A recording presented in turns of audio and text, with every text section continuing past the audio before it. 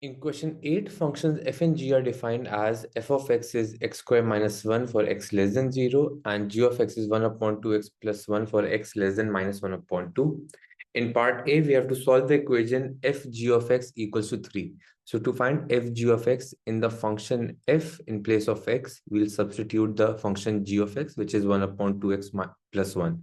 So in the first step, finding f g of x, so we'll write in place of x squared, we'll write 1 upon 2x plus 1 whole squared and minus 1. Now, as it is equals to 2, so we'll write 1 upon 2x plus 1 whole squared minus 1 equals to 3.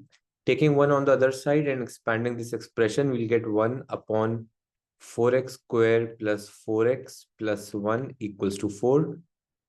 Cross multiplying, we'll get 1 equals to 16x squared plus 16x plus 4. Now taking 1 on the right hand side, we'll get 16x squared plus 16x plus 3 equals to 0. Factorizing this, we'll get, so this will become 16x squared plus 12x plus 4x plus 3 equals to 0. Taking 4x common over here, we'll get 4x plus 3, and taking 1 common from this, 4x plus 3, we'll get 4x plus 3. Now, as 4x plus 3 is common, so our final answer will become 4x plus 3 and 4x plus 1 equals to 0. So the two values of x that we'll get is x equals to minus 3 upon 4 and x equals to minus 1 upon 4. Now, from the domain of G, we can see that its x value has to be less than minus 1 upon 2. So we'll choose the values of x which are less than minus 1 upon 2. So as minus 1 upon 4 is greater than minus 1 upon 2, so this value will be rejected. So the only value for x will be equals to minus 3 upon 4 only.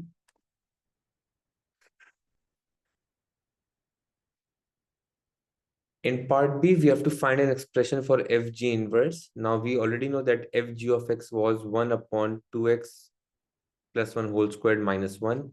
So to find fg inverse, we know that the function fg of x was 1 upon 2x plus 1 whole squared minus 1. Now to find inverse, we first write y in place of f, we'll write y in place of fg, so that will become 1 upon 2x plus 1 whole squared minus 1.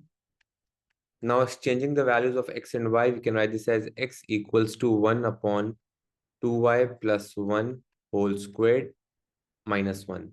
Now we have to make y the subject, so we'll first take 1 on the other side, so that will become x plus 1 equals to 1 upon 2y plus 1 whole squared. And rather than expanding this expression, we'll just take the square root on both the sides and then make y the subject. So taking the square root on both the sides, this will become square root of x plus 1, and this will become 1 upon 2y minus 1. Now we can take 2y plus 1 on the left hand side and square root of x plus 1 on the right hand side. So this can be written as 2y plus 1 equals to 1 upon square root of x plus 1.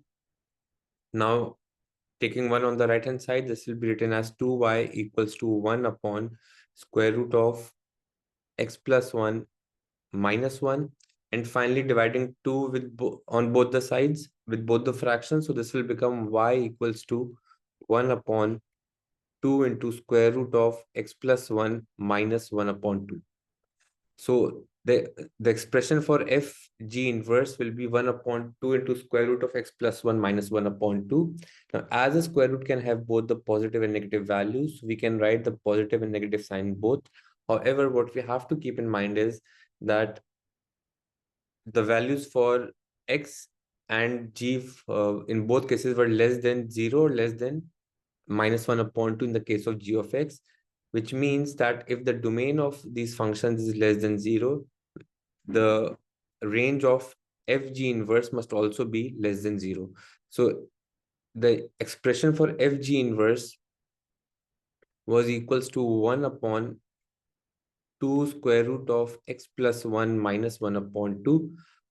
However, for any value of x up here, so even if we take x as 0 up here, this will be equals to 0. And we know that even the function f of x has to be less than 0. So from the domain of f of x, we know that x has to be less than 0. And from the domain of g of x was less than -1 upon 2. So we cannot have a number equals to 0 up here. So this whole value must always be less than 0.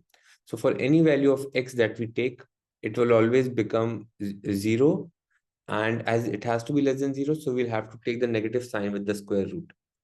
So taking the square root negative, we'll write the final answer for f g inverse will be 1 upon 2, negative 1 upon 2 square root of x plus 1 minus 1 upon 2.